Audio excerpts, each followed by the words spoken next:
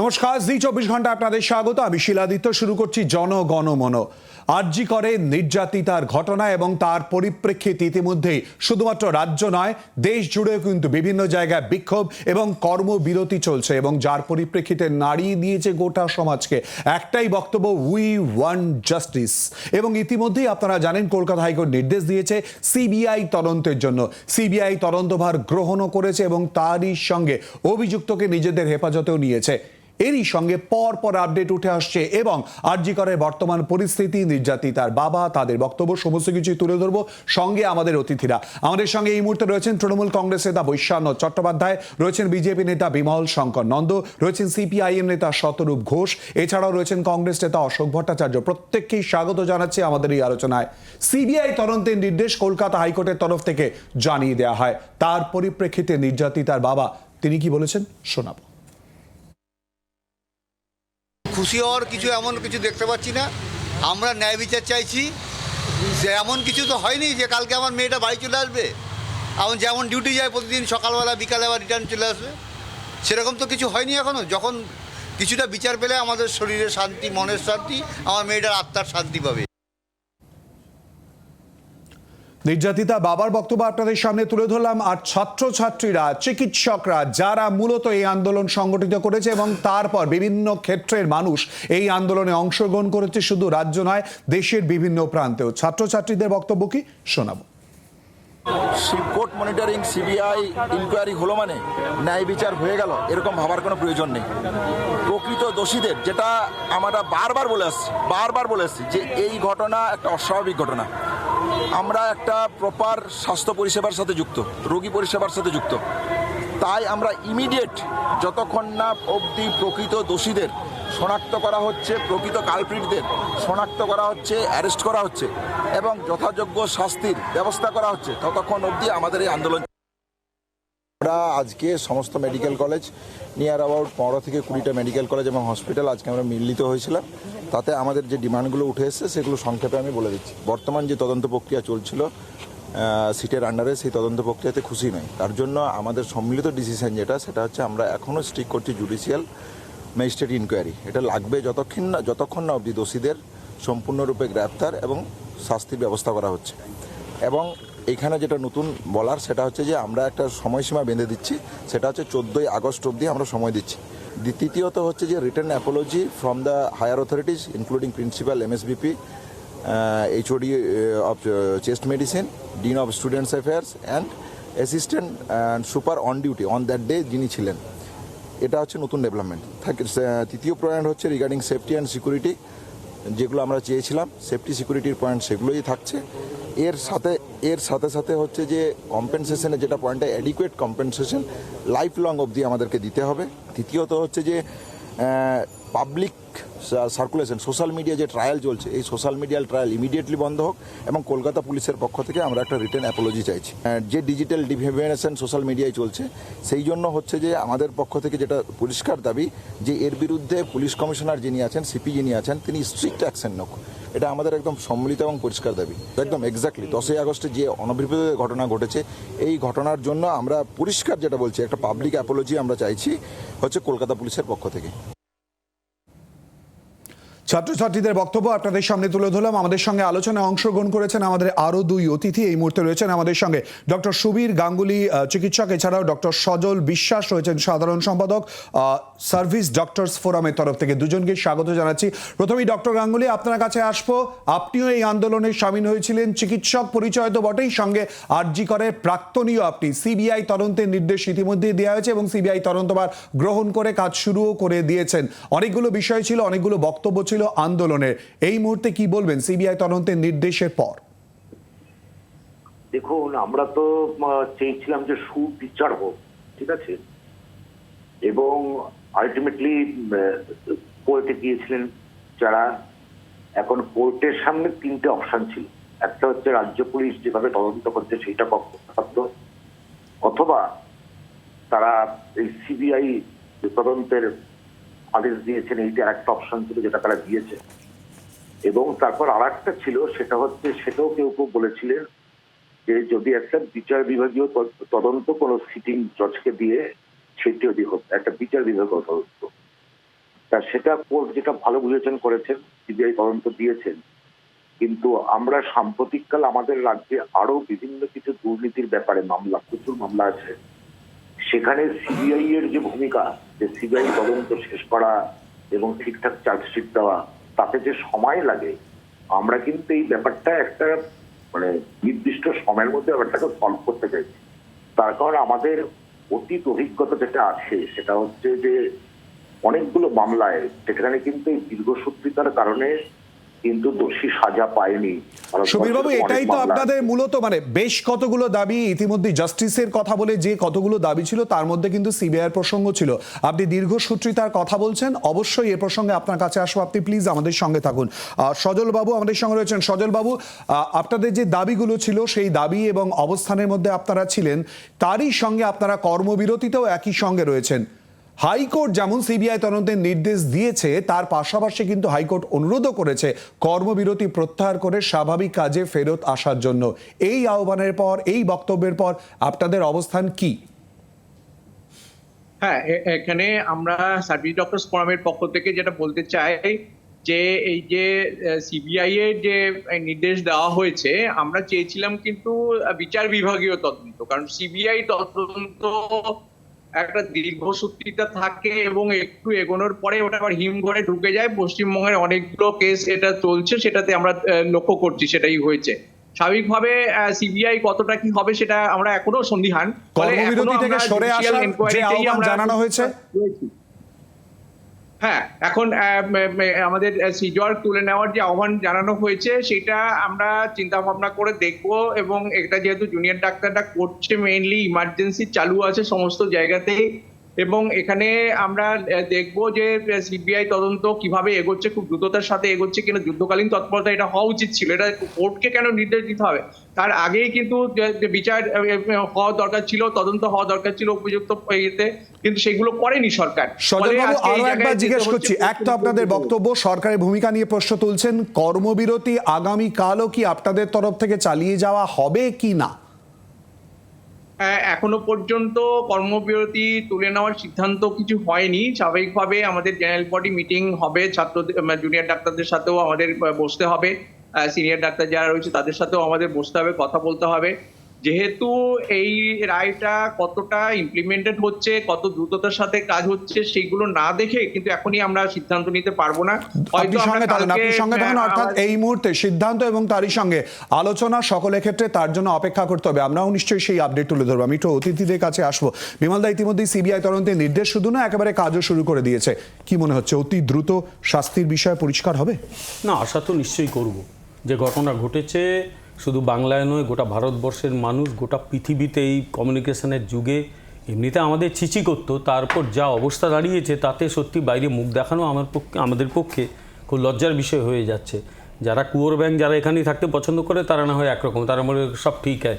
আমরা তো সেটা নই, আমাদের বাইরে যেতে হয় বা বাইরে মানুষের সঙ্গে কথা বলতে হয়। প্রত্যেকবারই প্রশ্নটা আসে, কেয়া হুয়া তোমারা বাঙাল মেয়ে। সত্যি লজ্জা লাগে। সেই লজ্জা অন্তত কিছুটা কমানো যায় যদি এটাকে এর প্রকৃত দোষীকে ধরা যায়, প্রথম কথা। দ্বিতীয় কথা, সিবিআই তদন্তের নির্দেশ কোর্ট এমনি এমনি দেননি। কোর্ট কিন্তু বুঝতে পেরেছেন যে এই কেস ডায়েরির মধ্যে ব্যাপক গোলমাল আছে। কোর্ট প্রশ্ন করেছেন কেস ডায়েরি নিয়ে যে তোমরা হঠাৎ করে অস্বাভাবিক মৃত্যু মামলা রুজু করলে কেন? এটা কি রাস্তার ধার থেকে ডেড বডি তুলে আনা হয়েছিল? যেখান থেকে ডেড বডি তুলে আনা পাওয়া গিয়েছিল সেটা মার্ডার কেস। এটা মানে প্রাইমা ফেসি দেখেই বোঝা যায়, তাহলে পুলিশ হঠাৎ করে অস্বাভাবিক মৃত্যুর মামলা রুজু করলো কেন? এই প্রশ্নটা আমার নয়, এই প্রশ্নটা আদালতের প্রশ্ন। দ্বিতীয় কথা, আজকেই দেখো কীরকম এই সরকার অদ্ভুত সিদ্ধান্ত নেয়। পাশেই একটা বাড়িটা আজকে ভাঙতে শুরু করে দিয়েছে। আরে যখন তদন্ত চলছে, সেখানে কেউ আশ্রয় নিয়েছিল কিনা, কোনো কিছু ওখানে ডকুমেন্ট আছে কিনা, কিছু পাওয়া যাবে কিনা, এইসব না থেকে বাড়িটা ভাঙতে শুরু করে দিল। পাশেই একটা বাড়ি ভাঙা শুরু হয়ে গেছে। চাঞ্চল্য ছড়িয়েছিল। এই নিয়ে তো চাঞ্চল্য ছড়াবেই। যেখানে প্রিন্সিপালকে কেউ চাইছে না, প্রিন্সিপাল নিজে রেজিগনেশন দিচ্ছেন, তাকে হঠাৎ করে বিকেলে আরেকটি মেডিকেল কলেজ থেকে একজনকে সরিয়ে তাকে প্রিন্সিপাল বসিয়ে দেওয়া হলো। এই বেড়ালের 7টা জীবন শুনেছিলাম, এনার তো দেখি 28টা জীবন আর কি। মানে কিছুতেই উনি আর জায়গা থেকে সরেন না। এখান থেকে সরানো হয়েছিল, চাবি বন্ধ করে চলে গিয়েছিলেন, ফিরে এসে আবার সেই জায়গায় ঢুকে গিয়েছিলেন। এটা তো অদ্ভুত। মানুষের প্রতি সরকারের এত প্রেম কেন, শাসক দলের এত প্রেম কেন? এগুলো দেখেই তো সন্দেহগুলো হচ্ছে। ফলে সিবিআই তদন্তটা অবধারিত ছিল। এটা এই সরকারের গালে আরেকটি থাপ্পড়, অবশ্য থাপ্পড় খেতে খেতে এদের বোধহয় ওই জায়গাগুলো সব কড়া পড়ে গেছে, এদের আর থাপ্পড় লাগেও না। একটা থাপ্পড়ে এদের আবার কাজ হয় না, দ্বিতীয় থাপ্পড় অপেক্ষা করছে কিনা জানি, এদের 2-4টে লাগে, নইলে এরা ঠিক রাস্তায় আসে না আর কি। ফলে কোর্টের এই নির্দেশ আশা করি যে হতভাগ্য পরিবারটি তার একমাত্র সন্তানকে হারিয়েছে কিছুটা হলেও হয়তো মানসিক শান্তি পাবে, যে এই অপরাধীকে যদি গ্রেপ্তার করা যায়, অপরাধীগুলোকে বা যদি ওপরে কোনো বড় মাথা থাকে সেগুলোকে ধরা যায়, সেগুলোকে কড়া শাস্তির মুখোমুখি আনা যায়, তাহলে অন্তত ওদের পরিবারটা কিছুটা হলেও শান্তি পাবে। ফলে তার জন্য অপেক্ষা করে আছি। বাবার বক্তব্য ইতিমধ্যেই তুলে ধরেছিলাম।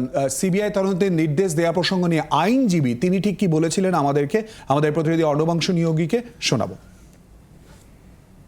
5 দিনে যখন উনি as the captain of the ship উনি যখন সিপি আছেন, উনি এই কেসে কিচ্ছু করেননি।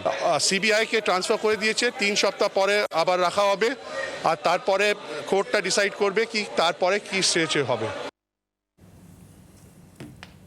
বৈশ্যানরদা, সিবিআই তদন্তের নির্দেশ। প্রথমত একটা অত্যন্ত দুর্ভাগ্যজনক ঘটনা। একটু আগে কিছু সন্তানহারা পিতা বলছিলেন এবং আমাদের রাজ্যের মাননীয় মুখ্যমন্ত্রী সেখানে গিয়েছিলেন, তাদেরকে বলে এসছেন যে এটা দৃষ্টান্তমূলক শাস্তি হবে এবং আমরা এই ঘটনায় জড়িত যাকে তাদের 12 ঘন্টার মধ্যে পুলিশ অ্যারেস্টও করেছিল এবং এটা চার্জশিট দিয়ে এটা ট্রায়াল কমপ্লিট করে যাতে ক্যাপিটাল পানিশমেন্ট পর্যন্ত হয় সেটা পর্যন্ত বলা ছিল। কিন্তু তারপরেও নানান ধরনের কথা উঠছে। এখন আমি তো এই একজন ছাত্রীর বা একজন ডাক্তারি পড়ুয়ার মৃত্যুকে কেন্দ্র করে রাজনীতির কথা আলোচনা করতে এখানে ঠিক হবে বলে আমার মনে হয় না। তবু অনেক রকম কথা বলা হচ্ছে। কেস ডায়েরিতে নাকি এমন মেটেরিয়ালস ছিল, সেই কেস ডায়েরির মেটেরিয়ালস থেকে কেস ডায়েরিতে কী কী থাকে সেটা তো আগে জানতে হবে।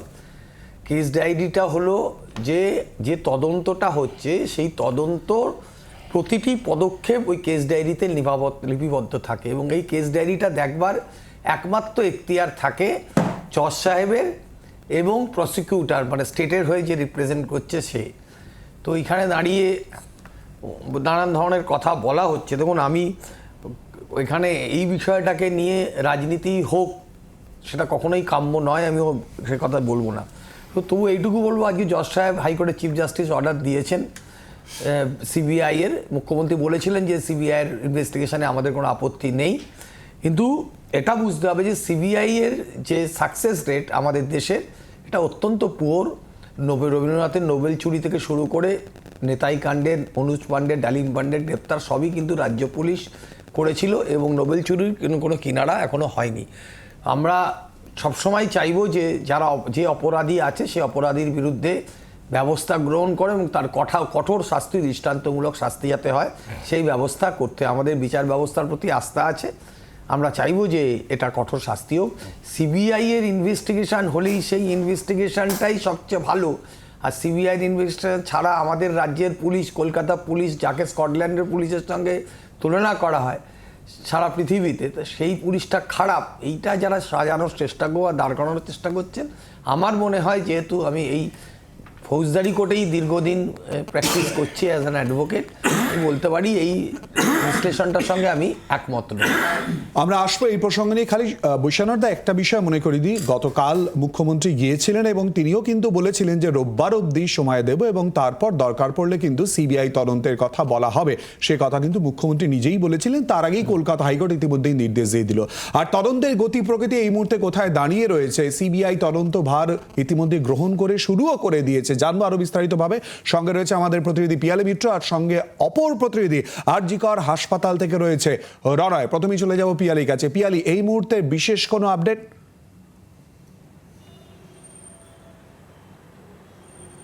দেখো, ইতিমধ্যেই কলকাতা হাইকোর্টের নির্দেশ মতন কলকাতা পুলিশ যে স্পেশাল ইনভেস্টিগেশন টিম গঠন করেছিল, সেই মামলা সংক্রান্ত যিনি আইও ছিলেন, সেই আইও তিনি কলকাতা হাইকোর্টে যান এবং মামলা সংক্রান্ত যে কেস ডকেট অর্থাৎ কেস ডায়েরি থেকে শুরু করে সমস্ত উইটনেসদের স্টেটমেন্ট, সেই পুরো কেস ডকেট সেটা কিন্তু সিবিআইয়ের হাতে ইতিমধ্যেই হ্যান্ডওভার করা হয়েছে। এবং তার পাশাপাশি সিবিআইয়ের তরফ থেকে এই কেস ডকেট হাতে পাওয়ার পর গোটা যে এফআইআরটা, যেটা একেবারে প্রথম এই ঘটনা সামনে আসার পর পরবর্তী সময় যে খুন এবং ধর্ষণের মামলা কলকাতা পুলিশ রুজু করেছিল, তার ওপর বেস করেই কিন্তু সিবিআই একটা কেস রেজিস্টার করবে। ইতিমধ্যেই তদন্তকারী অফিসাররা সেই প্রক্রিয়া শুরু করেছে এবং জানো অভিযুক্ত যে রয়েছে সেই সঞ্জয় রায় এই মুহূর্তে কলকাতা পুলিশের হেফাজতে রয়েছে। ফলে আজকে অথবা সম্ভাবনা যেটা বেশি রয়েছে আগামীকাল সিবিআই তদন্তকারী অফিসারদের একটি দল তারা লালবাজারে এসে এই সঞ্জয় রায়কে তাদের কাস্টাডিতে নেবে এবং সিবিআই তদন্তকারী অফিসারদের কাছেও কিন্তু এটা অত্যন্ত বড় চ্যালেঞ্জিং, কারণ কলকাতা হাইকোর্ট এই যে মামলার তদন্ত ভার সিবিআইয়ের কাছে তুলে দিয়েছে, সেক্ষেত্রে যে অবজারভেশন রয়েছে তার মধ্যে গুরুত্বপূর্ণ হচ্ছে যে মানুষের আস্থা ফেরানোটা অত্যন্ত গুরুত্বপূর্ণ এবং সেই যাতে মানুষ যে আস্থাটা মনে করছে যে কলকাতা পুলিশ ঠিক করে তদন্ত করতে পারছে না বা তদন্তে কোনোভাবে যে ট্যাম্পারিং হতে পারে, সেই জায়গা থেকে সিবিআইয়ের হাতে তুলে দিয়েছে এবং সিবিআইয়ের কাছেও এটা চ্যালেঞ্জিং যে ইতিমধ্যেই কলকাতা পুলিশ একজনকে গ্রেপ্তার করেছে। কলকাতা পুলিশের বক্তব্য যে এখনও পর্যন্ত যতদিন তারা তদন্ত চালাচ্ছিল ততক্ষণ পর্যন্ত তারা একজনেরই ইনভলভমেন্ট পেয়েছিল, আর কেউ এর সঙ্গে যুক্ত রয়েছে কিনা আর কারোর কনস্পিরেসি এর পেছনে ছিল কিনা ডাইরেক্টলি অথবা ইনডাইরেক্টলি কারোর কোনো রকম রোল ছিল কিনা সেটা নিশ্চিত হওয়ার জন্য তারা জিজ্ঞাসাবাদ প্রক্রিয়া চালাচ্ছেন। ফলে এই জায়গা থেকে সিবিআইয়ের কিন্তু কাজ শুরু হবে। একেবারে পিয়ালি, এটাই এই মুহূর্তে সব থেকে বড় প্রশ্ন, কারণ এই কথাটাই বারবার কিন্তু বিভিন্ন মহল থেকে উঠে এসেছিল, একা নাকি সঙ্গে আরো অনেকে, এই প্রশ্নটাই কিন্তু খুব বড় ছিল। পিয়ালি অনেকগুলো আপডেট ইতিমধ্যে দিয়েছে। রণয়ের কাছে চলে যাব। রণয়, আরজি করের ছবি কি আমরা দেখেছি, আজকেও কিন্তু অনেকে গিয়ে উপস্থিত হয়েছিলেন, অনেক বিদ্বজনেরাও গিয়ে উপস্থিত হয়েছিলেন। আজকের ছবি কি, ছাত্রদের বক্তব্য বিশেষ কিছু কি উঠে আসছে সিবিআই তদন্তের নির্দেশের পর?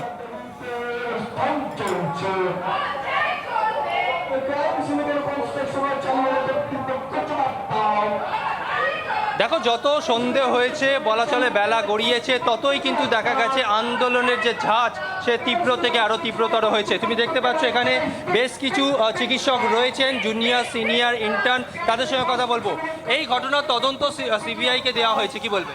হ্যাঁ, এটা সিবিআইকে দেওয়া হয়েছে। আমরা চেয়েছিলাম যে জুডিশিয়ারি তদন্ত হোক, সিবিআইকে দেওয়া হয়েছে, এটা অবশ্যই ওয়েলকাম। কিন্তু অবিলম্বে সিবিআইকে সমস্ত অপরাধী যারা আছে তাদেরকে গ্রেপ্তার করতে হবে, উপযুক্ত তাদেরকে শাস্তির ব্যবস্থা করতে হবে। একজনকে গ্রেপ্তার করা হয়েছে, তোমরা কি মনে করছো আরও অনেকে রয়েছে? সেটা অবশ্যই আমরা চাইছি একটা স্বচ্ছ তদন্ত হোক, তার মাধ্যমে যদি কিছু থাকে সেটা যেন তাড়াতাড়ি বেরিয়ে আসে এবং দোষীরা আসল অপরাধীরা যেন শাস্তি পায়। সিবিআই তদন্ত ঠিকঠাক হবে বলে মনে করছো? সিবিআই তদন্তের উপর আমাদের যে বিশ্বাস সেটা সম্পূর্ণরূপে নেই। তার কারণ হচ্ছে আমরা অলরেডি দেখেছি পশ্চিমবাংলার বিভিন্ন কেসের ক্ষেত্রে সিবিআই দীর্ঘসূত্রিতা দেখিয়েছে। ফলে আমরা জুডিশিয়াল এনকোয়ারির যে দাবি, সিবিআই তদন্ত শুরু করছে বা তদন্তভার হাতে নিয়েছে, আজকে টালা থানায় গেছিল, এবার কি তদন্ত হলে আন্দোলন কি উঠে যাবে, পরিষেবা কি ঠিকঠাক মিলবে? না, আমাদের আন্দোলন উঠবে না যতক্ষণ আমরা ঠিকঠাক বিচার পাচ্ছি। আন্দোলন চলবে। এই বিষয়ে আমাদের সমস্ত কলেজ মিলে জিবি মিটিং হবে, তারপর অবশ্যই আমাদের তরফ থেকে একটা প্রেস রিলিজ হবে। আমরা সিবিআই তদন্ত করলে ঠিক হবে বলে মনে করছো? দেখুন, সেটা ঘটনা প্রভাব আমাদেরকে বলতে পারবে। আমরা চাই সিবিআই তদন্ত করলে অত্যন্ত দ্রুত ব্যবস্থা করুক এবং অত্যন্ত দ্রুত যত প্রপার যে ইনসিডেন্ট হয়েছে সেটা যেন সামনাসামনি চলে আসে। একদমই, তুমি শুনতেই পাচ্ছ যারা এখানে রয়েছেন তারা বলছেন ছাত্রদের অবস্থান এবং বক্তব্য যদিও তারা স্বাগত জানাচ্ছেন, কিন্তু তারই সঙ্গে তদন্ত নিয়ে কিন্তু তাদেরও বেশ কিছু বক্তব্য রয়েছে। রণয় এবং পিয়ালি দুজনকেই ধন্যবাদ। এবং কর্মবিরতির প্রসঙ্গ উঠে আসছে, ইতিমধ্যে আমার হাতে একটি নোটিশ ইতিমধ্যে এসে পৌঁছেছে, যে নোটিশটি ইতিমধ্যে ইস্যু করা হয়েছে গভর্নমেন্ট অফ ইন্ডিয়ার তরফ থেকে, ন্যাশনাল মেডিকেল কমিশনের তরফ থেকে। যে কর্মবিরতির ছবি রাজ্যের বিভিন্ন প্রান্ত শুধু নয় দেশের বিভিন্ন প্রান্তে চলছে, তাতে বলা হয়েছে বিষয়টা advisory for all medical colleges and institutions for ensuring safe work place environment. ইতিমধ্যেই কিন্তু এই চিঠির প্রতিলিপি আমার হাতে এসে পৌঁছেছে। অবশ্যই এই নিয়ে প্রতিক্রিয়া নেব। চিকিৎসকরা রয়েছেন। শতরূপ, সিবিআই তদন্তের নির্দেশ। দেখুন, আমি বৈষ্ণব চ্যাটার্জিকে একটা কথা বলি, যেরকম রবীন্দ্রনাথের নোবেলের কোনো কুলকিনারা সিবিআই করতে পারেনি, তেমন আবার এই যে অনুজ পাণ্ডে ডালিম পাণ্ডেকে সিআইডি ধরেছিল বললেন, কেন ধরেছিল তারও কোনো কুলকিনারা আজ অব্দি সিআইডি করতে পারেনি। সাকসেস রেটের কথা যদি বলেন, আপনাদের পুলিশের সাকসেস রেটও পশ্চিমবাংলার মানুষের জানা আছে। তবে একটা কথা আমি অবশ্যই বলবো, যা আমার আগেও ডক্টর সুবীর গাঙ্গুলি বললেন, কি বাকিরাও বললেন ওখানকার যারা আন্দোলনকারী, যে সিবিআইও সত্যি কথা বলতে আমাদের রাজ্যে গত 10 বছরে যদি একটা তদন্তও শেষ করতো, তাহলে আজকে সিবিআই তদন্ত হয়েছে শুনলে আমরা একটু ভরসা পেতাম। কিন্তু এটা ঘটনা যে সিবিআই এর মতো অপদার্থ সংস্থা, মানে গত 10 বছরে তারা নিজেদের যে অপদার্থতা প্রমাণ করেছে, তাতে সিবিআইয়ের কাছে গেছে বলে আলাদা করে আনন্দ পাওয়ার কিছু নেই। অনেকের মতো আমরাও চেয়েছিলাম যে এখানে একটা বিচার বিভাগীয় তদন্ত হোক, কিন্তু যাই হোক না কেন, আমার মনে হয় সরকারের আজকে এই প্রশ্নটা নিজেকে করতে হবে, যখন এরকম একটা ঘটনা ঘটে, যে ঘটনার মধ্যে আপাতভাবে কোনো সিপিএম, তৃণমূল, বিজেপি, কংগ্রেসের ব্যাপার নেই, যেটা কোনো রাজনৈতিক সংঘাত বা সংঘর্ষের ঘটনা নয়, একেবারে একজন ব্যক্তি মানুষের প্রতি একটা নৃশংস অপরাধ, সেইখানেও সরকারের ভূমিকা, পুলিশের নিরপেক্ষতা নিয়ে মানুষের মনে, আজকে যে ভিকটিম, তার পরিবার, তার সহপাঠীদের মনে, বৃহত্তরভাবে সমাজের মনে এই প্রশ্ন কেন থাকবে পুলিশের এবং সরকারের নিরপেক্ষতা নিয়ে? তাহলে সরকারকে আমরা কোন চোখে দেখি? ভোটে কদিন আগে যখন ভোট হলো, আমরা দেখেছিলাম বিরোধী, মানে আমি সিপিএম বলে খালি বলছি না, সিপিএম, কংগ্রেস, বিজেপি, বিভিন্ন দলের প্রার্থীরা যখন বিভিন্ন ভোট কেন্দ্রে যাচ্ছিলেন, তখন তৃণমূলের লোকজনকে ওখানে ভিড় করিয়ে গো ব্যাক করে স্লোগান দেওয়ানো হচ্ছিল। ওটা ছিল একটা অর্গানাইজড গো ব্যাক স্লোগান। গত 3-4 দিন ধরে আমরা দেখছি কোনো অর্গানাইজড নয়, অর্গানিক গো ব্যাক স্লোগান কাকে বলে, যেখানে তৃণমূলের এই স্বর্ণকমল সাহা থেকে শুরু করে, জাভেদ খান থেকে শুরু করে বিভিন্ন তৃণমূল কংগ্রেসের নেতামন্ত্রীরা গিয়ে কোনো রাজনৈতিক দলের কাছে নয়, সাধারণ ছাত্রছাত্রীদের কাছে, আরজি করে ডাক্তারবাবুদের কাছ থেকে গো ব্যাক স্লোগান শুনে মুখে চুনকালি লাগিয়ে ফেরত আসছেন। এবং দেখো, আজকে আমাদের নিরপেক্ষতা নিয়ে প্রশ্নটা উঠবে কেন? মমতা বন্দ্যোপাধ্যায় বলেছিলেন ডবল চাকরি দেবেন। সত্যি একদিনে পশ্চিমবাংলার ডবল চাকরির নমুনা দেখলাম। সন্দীপ ঘোষ দুপুরবেলা চাকরি গেল, বিকালবেলা নতুন চাকরি হয়ে গেল। এই যদি সরকারের একটা ভূমিকা হয়, যে লোকটা ধিকৃত, যে লোকটা নিন্দিত, এত বড় একটা অপরাধ সামনে আসার পরে যে লোকটার প্রথম স্টেটমেন্ট হচ্ছে মেয়েটার দায়িত্ব জ্ঞানহীনতা হয়েছিল, মেয়েটা ইরেসপন্সিবল ছিল, কেন একা সেমিনার রুমে থাকতে গেছিল, এরকম একটি ধিকৃত, নিন্দিত লোক, যে কিনা সামাজিক চাপে দুপুরবেলা নিজে পদত্যাগ করতে বাধ্য করলো, বিকেলের মধ্যে তাকে মমতা বন্দ্যোপাধ্যায় এসে তাকে আবার একটা প্রাইজ পোস্টিং দিয়ে দিলেন। এরপরে মমতা বন্দ্যোপাধ্যায়ের পুলিশের নিরপেক্ষতা নিয়ে প্রশ্ন উঠবে না? আজকে যে কথাটা এখানে বলা হলো, এটা ক্রাইম সিনকে ভাঙা হচ্ছে। আজকে সিবিআই তদন্তের নির্দেশ দেওয়া হলো দুপুরবেলা, বিকেলবেলা পাশে ওখানে ভাঙচুর শুরু করে দিয়ে আমাদের এটা বুঝতে বাকি থাকে, যেটা প্রমাণ লোপাটের চেষ্টা ছাড়া আর কিছু হতে পারে না। আমার শেষ কথা বলছি এখানে, শিলাদিত্য, দেখো কথাগুলো না শুনতে খুব ভালো লাগে, রোববারের মধ্যে ধরতে হবে, না হলে আমরা বুঝে নেবো, এই করে নেবো, ওই নায়কের অনিল কাপুরের মতো। কিন্তু তোমাকে একটা উদাহরণ দিই, তোমার মানে আমাদের সবার মনে আছে, কামদুনির ঘটনার পরেও মমতা বন্দ্যোপাধ্যায় এরকম মিডিয়া শো করতে গিয়ে, গ্যালারি প্লে করতে গিয়ে বলেছিলেন পুলিশকে সময় বেঁধে দিচ্ছি, 10 দিনের মধ্যে তদন্ত শেষ করতে হবে, 15 দিনের মধ্যে তদন্ত শেষ করতে হবে, করলেন, হাততালি করলেন। কি হলো? এমন তদন্ত করলো পুলিশ, তখনকার মতো কিছু লোককে গ্রেপ্তার করা হলো। এই যখন বৈশানা চ্যাটার্জি বলছেন না যে একজন গ্রেপ্তার হয়েছে, গ্রেপ্তার করা হলো। তারপরে কি হলো? এমন অপ্রতুল প্রমাণ যে একটা সময় আদালত বাধ্য হলো তাকে রিলিজ করে দিতে, এবং সেখানে জাজ তিনি আক্ষেপের সঙ্গে বললেন যে আমরা শাস্তি দিতে চাই, কিন্তু পুলিশ আমাদের কাছে তদন্ত করে যা প্রমাণ এনে উপস্থিত করেছে তাতে আর শাস্তি দেওয়া যাচ্ছে না বলে একজনকে ছেড়ে দিতে বাধ্য হলো আদালত। সুতরাং এই হাততালি পাওয়ার জন্য রোববারের মধ্যে তদন্ত শেষ করতে হবে, নাহলে আমি সিবিআইকে দিয়ে দেবো, এইসব বলে সস্তা হাততালি কুড়ানো যায়, কিন্তু পরিণতি হয় কামদুনির মতো। এই উদাহরণ আমাদের সামনে রয়েছে। অশোকদা, দেখুন, প্রথম কথাটা হচ্ছে যে আর সবাইয়ের মতন যেটা আমরা সবাই চেয়েছিলাম যে একটা বিচার বিভাগীয় তদন্ত হোক এই ঘটনার। এখন সিবিআই তদন্তের সাকসেস রেট নিয়ে অনেক রকম প্রশ্ন পশ্চিমবঙ্গে বারবার করে আসছে, সেটা নতুন করে বারবার করে বহু একটা চর্চিত বিষয়, আমি আর সেই বিষয়ে যেতে চাইছি না। কিন্তু ঘটনাটা ঘটছে এই জায়গাটাতে যে শুধুমাত্র একজন মানে চিকিৎসকের প্রতি নারকীয় ঘটনা, ব্যাপারটা এখানেই এইখানটাতেই সীমাবদ্ধ নেই। আর যে মানুষটা বহু নিন্দিত হলেন, বহু ধিকৃত হলেন, ভাবুন যে কথাটা বলছিলেন যে কেন একজন সেমিনার রুমে থাকবেন, মানেটা কি? 36 ঘন্টা ডিউটি করার পরে তার জন্য একটা রেস্ট রুমের ব্যবস্থা যেখানে করতে পারা যায় না, সেমিনার রুমে থাকবো না, দেখি ফুটপাতে শুয়ে থাকবে। সেই মানুষটাকে রিহ্যাবিট করা হলো, সেই মানুষটাকে পুরস্কার দেওয়া হলো, তাকে অন্য একটা মেডিকেল কলেজে সুপার করে দিয়ে। আপনি ভাবুন শিলাদিত্য, আর একটা কথা, অনেকগুলো প্রশ্ন বারবার করে উঠে আসছে। সিভিক ভলেন্টিয়ার একজন, কি পুরো নির্দেশ আছে হাইকোর্টের একজন সিভিক ভলেন্টিয়ার কোন কোন কাজ করতে পারবেন, কোন কোন কাজ করতে পারবেন না? অবাধ গতিবিধি তার হাসপাতালের ভেতরে, করিডোরের ভেতরে। কোথা থেকে এই সাহস আসে?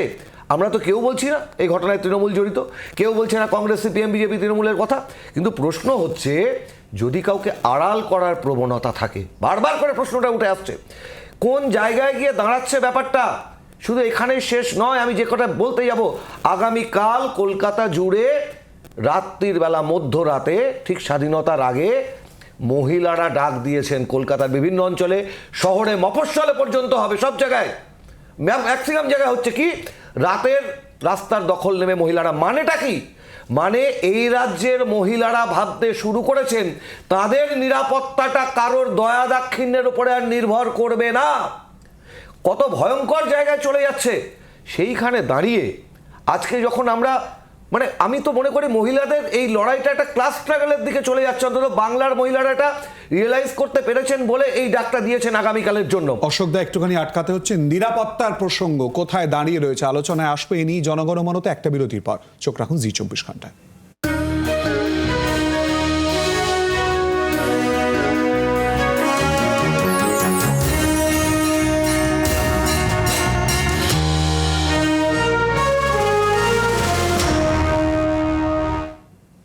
বিরতির পর আবারও আপনাদের স্বাগত জনগণমনতে। এই মুহূর্তে গুরুত্বপূর্ণ আপডেট আপনাদেরকে জানিয়ে দিই, দিল্লিতে মামলা রুজু করেছে সিবিআই। কাল সকালেই দিল্লি থেকে ফরেন্সিক এবং মেডিকেল টিম নিয়ে দিল্লি থেকে কলকাতায় পৌঁছবে সিবিআই এর দল। জানবো এই গুরুত্বপূর্ণ আপডেট পিয়ালি মিত্রর কাছ থেকে। পিয়ালি, কি জানতে পারছো? একেবারেই দেখো, অত্যন্ত গুরুত্বপূর্ণ, কলকাতা হাইকোর্টের একেবারে অর্ডারের পরেই আমরা দেখেছিলাম যে কেস ডকেট তারা কালেকশন করে এবং সেই কেস ডকেট কালেকশন করার পর এফআইআর এর যে কপি সেটা এখান থেকে কলকাতা থেকে দিল্লিতে সিবিআই হেডকোয়ার্টারে পাঠিয়ে দেওয়া হয়েছিল এবং সেই এফআইআর এর উপর ভিত্তি করেই সিবিআই তরফ থেকে এই ঘটনায় অর্থাৎ ধর্ষণ এবং খুনের ঘটনাতে কেস রেজিস্টার করলো, অর্থাৎ ধর্ষণ এবং খুনের মামলা রুজু করলো সিবিআই এবং দিল্লি হেডকোয়ার্টার টিম এই মামলা তদন্ত করবে এবং আগামীকাল সকালেই সিবিআই দল ফরেন্সিক এবং মেডিকেলের টিমকে নিয়ে আগামীকাল সকালের মধ্যেই তারা কলকাতাতে পৌঁছাবে এবং পৌঁছানোর পর তারা তদন্তভার হাতে নেবে। প্রাথমিকভাবে একেবারে কলকাতা পৌঁছানোর পর যেটুকুনি মনে করা হচ্ছে বা জানতে পারছি আমরা, প্রথমেই তারা আরজিকর হাসপাতালে যাবে, তার পাশাপাশি আরো একটা টিম আগামীকাল সকালে তারা অ্যাকিউজকে কাস্টাডিতে নিতে পারে এবং ফরেন্সিক টিম একেবারে সিবিআই যে টিএফএসএল এর যে ক্রাইম টিম এক্সপার্টরা থাকে তাদেরকে নিয়েই কিন্তু আগামীকাল সিবিআই টিম কলকাতাতে আসবে। যারা আরজিকর হাসপাতালে গিয়ে ঘটনাস্থল তারা পর্যবেক্ষণ করবে, ঘটনাস্থল তারা ঘুরে দেখবেন। কিন্তু ইতিমধ্যেই কলকাতা হাইকোর্টের নির্দেশের কয়েক ঘন্টার মধ্যেই দিল্লি হেডকোয়ার্টারে মামলা রুজু করল সিবিআই। ধন্যবাদ পিয়ালি, অত্যন্ত গুরুত্বপূর্ণ আপডেট ইতিমধ্যে আমাদের প্রতিনিধি পিয়ালি মিত্র দিল। সঙ্গে রয়েছেন ডক্টর সুবীর গাঙ্গুলি। সুবীর বাবু, আপনি একটু আগে একদম শুরুতেই আমি প্রশ্ন করেছিলাম, তদন্ত ইতিমধ্যেই সিবিআই হাতে, আপনি বলেছিলেন দীর্ঘসূত্রিতা। আপনি নিশ্চয়ই শুনলেন আপডেটের বিষয়ে আমাদের প্রতিনিধি জানালো দিল্লিতে মামলা সিবিআই তরফ থেকে রুজু করা হলো কাল সকালেই, কাল বিলম্ব নয়, কাল সকালেই কিন্তু মেডিকেল টিম এবং ফরেন্সিক কলকাতায় পৌঁছচ্ছে এবং সোজা পৌঁছবেন আরজি করে। কি বলবেন? এই তৎপরতাকে অবশ্যই স্বাগত জানাচ্ছি, কিন্তু শুধু তৎপর হলে তো হবে না, তার একটা এন্ড রেজাল্ট আমরা দেখতে চাইবো এবং সেটা যত তাড়াতাড়ি সম্ভব সেটাই আমরা দেখতে চাই। মানে তৎপরতা তো আমরা সেদিনকারও তো আমাদের রাজ্য পুলিশেরও তৎপরতা দেখেছিলাম, কিন্তু তা নিয়ে তো বহু প্রশ্ন পরবর্তীকালে উঠেছে। এটা মনে রাখতে হবে, সিবিআই কিন্তু আস্তে আস্তে 5 দিন পরে এবং যে দ্রুততার সঙ্গে বা যে ঘটনাগুলো পরপর ঘটেছে, যে প্রথমে আরজি করা অথরিটির থেকে তার বাড়িতে বলা হয়েছে যে অসুস্থ, তারপর বলা হয়েছে যে আত্মহত্যার চেষ্টা করেছে বা আত্মহত্যা করেছে, তারপর তার বাবা মা যখন হাসপাতালে 3 ঘন্টা বসিয়ে রাখার পরে তাদের জানানো হয়েছে যে মেয়ে মারা গেছে এবং তারপর আবার সেই ডেড বডি রাতারাতি মানে সঙ্গে সঙ্গে প্রায় আরজি করে পোস্টমর্টেম করে পুলিশ কনভয় দিয়ে তাদের সোদপুরে পাঠিয়ে দেওয়া হয়েছে, যখন মেয়ের মা বাবা কিন্তু আরজিকর থেকে ফেরেনি বাড়িতে। এবং সেইখানে স্থানীয় রাজনৈতিক নেতা টেতা যারা ছিলেন তারা তাদের বাড়িতে মোতায়েন ছিলেন লোকজন নিয়ে।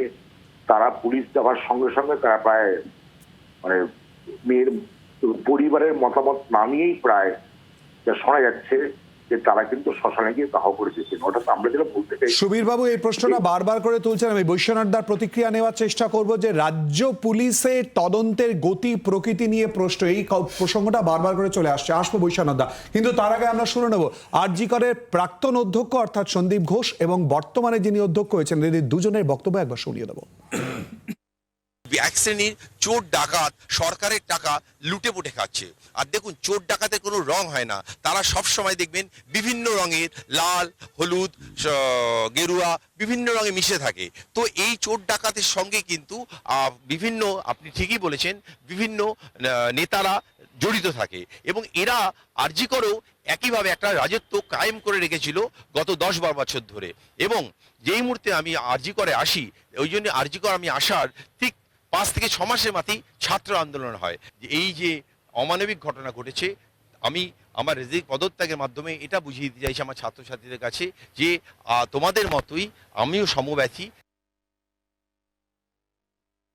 আমরা কোনোভাবেই যাতে পরিষেবা বিঘ্নিত না হয় সেটার দিকে সবার আগে নজর দিচ্ছি। সব সিনিয়র টিচাররাও কোঅপারেট করছেন। আজকে আপনারা ওপিডি, ইনডোর, আউট মানে ইমার্জেন্সি সব নিয়ার নর্মাল চলেছে, লোকে কম এসেছেন কিন্তু ওপিডি ফুটফল সব কিছু ঠিকভাবেই চলেছে।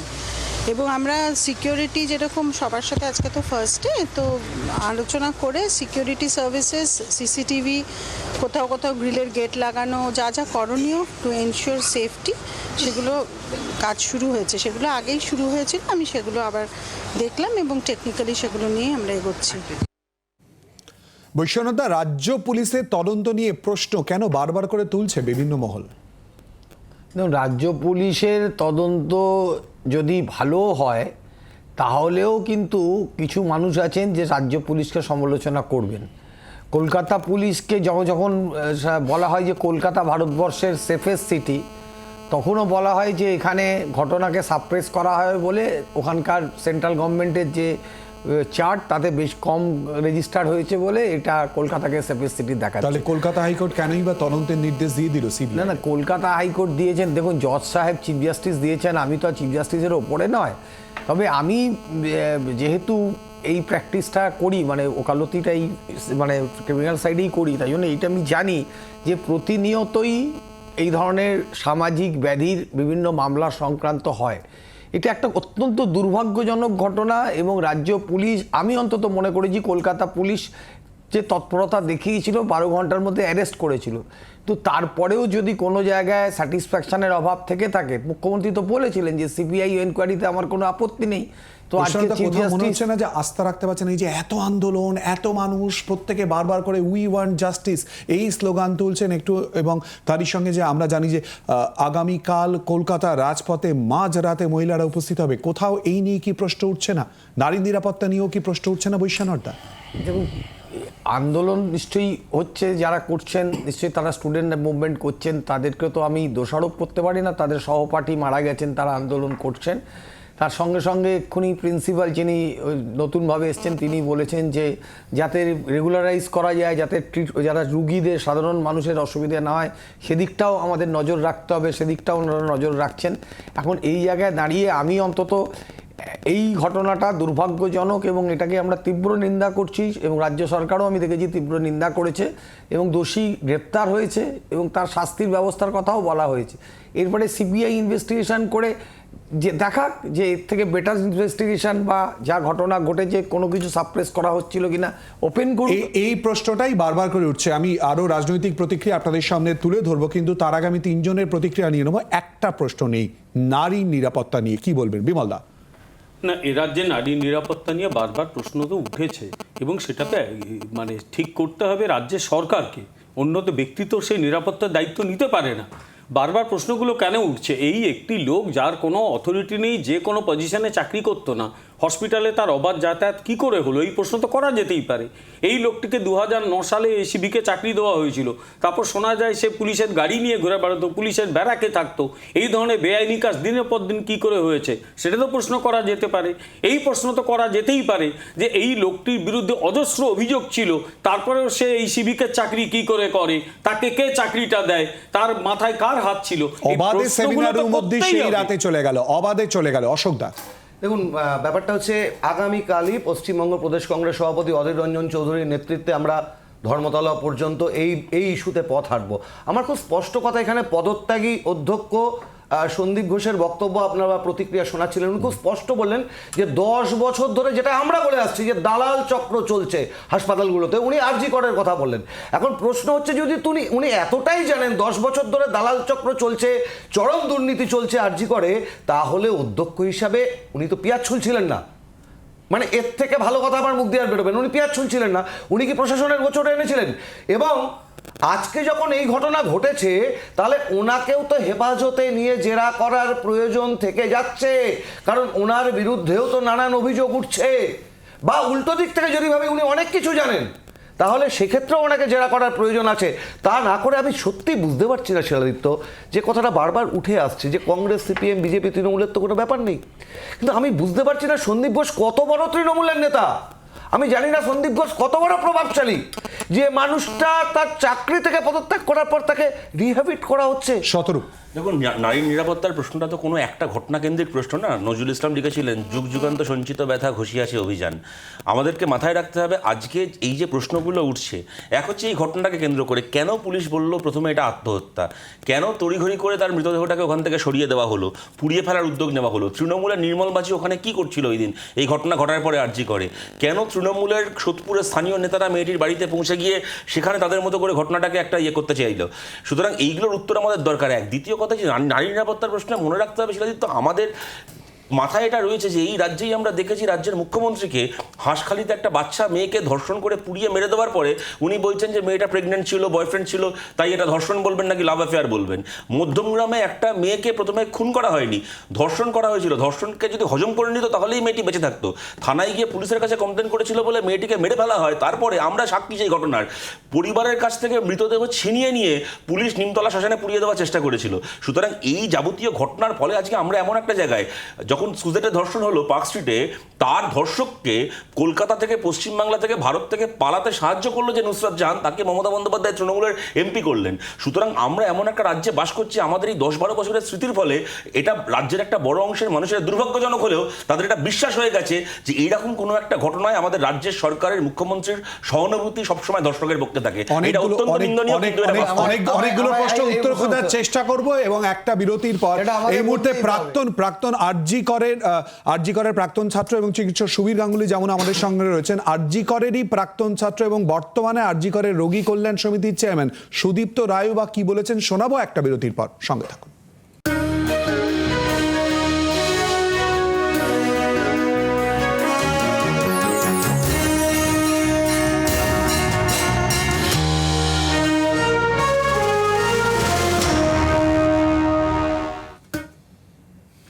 বিরতির পর জনগণমনতে আবারও আপনাদের স্বাগত। আলোচনায় আসার আগে আমরা শুনিয়ে নেব আরজি করের রোগী কল্যাণ সমিতির চেয়ারম্যান, যিনি প্রাক্তন আরজি করের ছাত্র, সুদীপ্ত রায় কি বলেছেন। আমরা নিজেরা চিকিৎসক তো বটেই, এবং সেই সঙ্গে কিন্তু আমাদের সঙ্গে কিন্তু যে রোগীর সেবাটা জড়িয়ে আছে। আমরা চাই না যে রোগীর সেবা কোনো রকমভাবে ব্যাহত হোক, এবং অনেক জায়গা থেকে আমরা খবর পাচ্ছি অনেক রোগী ফিরে যাচ্ছে, অনেক রোগী তারা রাস্তায় আস্তে আস্তে মারা যাচ্ছে আর কি, মানে এই হাসপাতাল করতে গিয়ে। তাই সেই রোগী পরিষেবাটা যাতে বন্ধ না হয়, মাননীয় মুখ্যমন্ত্রী মমতা বন্দ্যোপাধ্যায় তিনি নিজে ব্যক্তিগতভাবে তিনি যে পরিবারের মৃতের যে পরিবার ভিজিট করেছে, ঘটনার যেভাবেই হোক যে কালপিট ছাড়া পাবে না, এবং যত শিগগির সম্ভব যাতে এই যে বিচার ব্যবস্থা যাতে প্রক্রিয়াটা যাতে শেষ হয়। সুবীরবাবু, আরজি করের প্রাক্তনী আপনারা দুজনই, সুদীপ্তবাবু বলছেন যে অবশ্যই করে দ্রুত বিচার হবে এবং অতি দ্রুত কিন্তু পুরো বিষয়ের সামনে চলে আসবে। কি বলবেন আপনি খুব সংক্ষেপে সুবীরবাবু, আপনিও প্রাক্তনী আরজি করেন। না, বিচার ব্যবস্থা তো দ্রুত শেষ হয়ে, তো সেটা সবারই কাছেই কাম্য, যাতে বিচার শেষ হয়ে দোষী শাস্তি পায়। আর কর্মবিরতির যে বিষয়টা যেটা সুদীপ্তদা বলছে, সেটা হচ্ছে যে এটা তো কর্মবিরতি, এটা হচ্ছে জুনিয়র ডাক্তারদের একটা আন্দোলন চলছে, তাদের আবেগটাও কিন্তু বুঝতে হবে। আমাদের সিনিয়রদের কাজ হচ্ছে তাদের বুঝিয়ে সুঝিয়ে আস্তে আস্তে এই ধরনের বিষয়, যার সঙ্গে পাবলিক ইন্টারেস্ট মানে মানুষের স্বার্থ, রোগীদের স্বার্থ জড়িত, তার সঙ্গে কন্ট্রাভেন করে এমন অ্যাকশনগুলো থেকে তাদের আস্তে আস্তে দূরে নিয়ে আসা, সেই চেষ্টা আমরা সবাই মিলে চালাচ্ছি। আমার ধারণা যার হয়তো কয়েকদিনের মধ্যে এই পরিষেবা ঘটিত প্রবলেমগুলো মিটে যাবে, কিন্তু অন্য ফর্মে হয়তো আন্দোলন থাকবে। অপেক্ষা করতে হবে সুবীরবাবু, আমরাও অপেক্ষায় রয়েছি তদন্ত এবং তারই সঙ্গে গতি প্রকৃতি কোন দিকে যায়। অতি দ্রুত বিচার, যেটা সকলেই দাবি করছেন, একটাই দাবি, উই ওয়ান্ট জাস্টিস, মুখরিত কার্যত গোটা দেশ, রাজ্য এবং দেশের বিভিন্ন প্রান্ততে বটেই। পাওয়া যাবে চারজনের কাছেই প্রশ্ন, অন্যান্য অতিথিদের কাছে। অশোকদা, দেখুন, আমরা তো আশাবাদী, মানে একেবারে তো নেতিবাচক কোনো কিছু ভাববো না। খুব দ্রুত সিবিআই তার তদন্ত শেষ করবে, উপযুক্ত যারা শাস্তি পাবে, যারা প্রকৃত অপরাধী, এইটাই আমাদের 1 নম্বর কথা। 2 নম্বর কথা, কাউকে আড়াল করা যাবে না, কাউকে বলির পাঁঠা করাও যাবে না। এই যে কথাটা বারবার করে উঠে আসছে, কাউকে কি আড়াল করার চেষ্টা হচ্ছে, প্রকৃত অপরাধীকে পর্দার পেছনে রাখার চেষ্টা হচ্ছে, এটা যদি হয় তাহলে কিন্তু বাংলার মানুষ সেটা সহজভাবে মেনে নেবেন না। বৈশানরদা, আড়াল করার প্রসঙ্গই বা কেন চলে আসছে? দেখুন, সবসময় যদি দোষারোপের পালায় সবাই থাকে, যেখানে একটা দুর্ভাগ্যজনক ঘটনা হয়েছে, সেই দুর্ভাগ্যজনক ঘটনাতে মুখ্যমন্ত্রী নিজে সেই পরিবারের সঙ্গে কথা বলেছেন, অ্যারেস্ট হয়েছে, কাস্টাডিতে আছে, তারপরে আজকেও চিফ জাস্টিস সিবিআই অর্ডার দিয়েছেন ইনভেস্টিগেশন ফাস্ট ট্র্যাক কোর্টে করে তাড়াতাড়ি এটাকে স্পিডি ট্রায়াল করা হবে। এত কিছু যদি করার পরেও রুগী পরিষেবার কথা চালু করার কথা সুদীপ্ত দাও বললেন, আরেকজনও বললেন, প্রিন্সিপাল বললেন, তো সেই জায়গায় দাঁড়িয়ে যদি ব্যাপারটাকে নিয়ে কেউ মনে করে যে এই ঘটনাকে কেন্দ্র করে তার কিছু কথা যোগ করে দেবো, তাহলে এটা দুর্ভাগ্যজনক। এই যে ঘটনার আকস্মিকতা যেটা বাংলাকে নাড়িয়ে দিয়েছে, সেখানে কি এই প্রশ্নগুলো ওঠা স্বাভাবিক নয় বৈশ্বনাথদা? না, আপনি কি, আমার কি কথায় আপনার একবারও মনে হলো যে এই ঘটনাটা অত্যন্ত নিন্দনীয়, বা এর যে ঘটনা ঘটেছে তাতে অপরাধীদের আমরা তো সবসময় কড়া শাস্তি দাবি করছি, এবং এই ঘটনা দেখুন বিচার ব্যবস্থা এটাকে স্পিডি ট্রায়াল করে শেষ করবে।